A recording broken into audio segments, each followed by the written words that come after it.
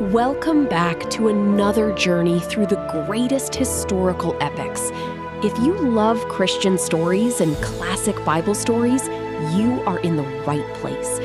Today, we step into a deeply powerful chapter in Jerusalem. This is the monumental event where Jesus cleanses the temple. Often, we picture Jesus Christ as the gentle shepherd. We read about his kindness in our favorite Triet Kinh Thánh, or Bible summaries, known as Tóm tắt Kinh Thánh. But today, he reveals absolute, divine majesty, a roaring fire of justice. Whether you are looking for a deep Jesus cleanses the temple lesson, or a simple Jesus cleanses the temple for kids version to share with your family, this narrative carries immense weight. Even for our bilingual viewers searching for Chúa Jesus Thánh Tẩy Đền Thờ, this universal message resonates deeply. Let us open the Kinh Thánh, the sacred Lối Chúa, and explore the profound story of Jesus and the temple. Reverend. It was the vibrant season of spring. The Passover festival was rapidly approaching. Hundreds of thousands of pilgrims flooded into Jerusalem. They traveled from every corner of the known world. The absolute center of their devotion was the Second Temple, a breathtaking masterpiece of marble and gold. This was the exact place where Jesus Christ and his disciples were heading. The disciples marveled at the architecture. "Look, teacher, what magnificent stones!" But Jesus did not look with the eyes of a tourist. He saw the hidden shadows within. He knew exactly what awaited him behind those towering gates.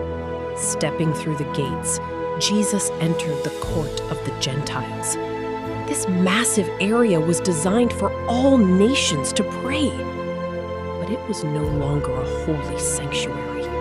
It had devolved into a deafening, cutthroat marketplace. The stench of animals filled the air. The greedy shouts of merchants drowned out any quiet reflection. The money changers sat securely at their tables. They extorted poor pilgrims with predatory exchange rates. The sacred dwelling of the Almighty had been corrupted into a den of robbers. Jesus stood quietly at the edge of the courtyard. He observed the deep corruption. His anger was not a sudden loss of control. It was a perfect, righteous indignation. This powerful moment is vividly recorded across the scriptures. We see it in the detailed Jesus cleanses the temple Mark account and the profound Gospel of John temple narrative. He calmly gathered discarded cords from the stone floor. Slowly, his hands braided them together. The atmosphere shifted instantly. The air grew heavy. The Lion of the tribe of Judah was ready to roar. Suddenly, he moved. With divine strength, he flipped the heavy tables of the money changers. Silver coins cascaded across the marble floor. "Take these things away!" His voice echoed like thunder through the massive colonnades. He cracked the whip. He drove the sheep and cattle out of the sacred courts. Commanded. To those selling doves, he issued an absolute command. "Do not make my Father's house a house of trade." The divine authority of the cleansing of the temple was undeniable. Roman guards stood paralyzed. No one dared to stop him. He stood in the center of the cleared courtyard. He looked at the trembling religious leaders. His judgment was final. "My house shall be called a house of prayer for all nations, but you have made it a den of robbers." The chaos faded. a profound peace returned to the temple. With the oppressors gone, the marginalized stepped out of the shadows. The blind and the lame approached him. The exact same hands that wielded the whip now reached out in healing. Children ran through the open courts. They waved palm branches and sang praises to the Son of David.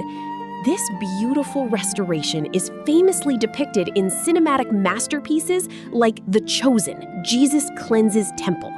It is also animated wonderfully in the Superbook, Jesus Cleanses the Temple episode. It shows us exactly what true worship is meant to be. This historic event was more than a protest for justice. It was a profound prophecy. When challenged by the leaders, Jesus said, "Destroy this temple, and in 3 days I will raise it up." He was not talking about the physical stones of the building. He was speaking of his own body.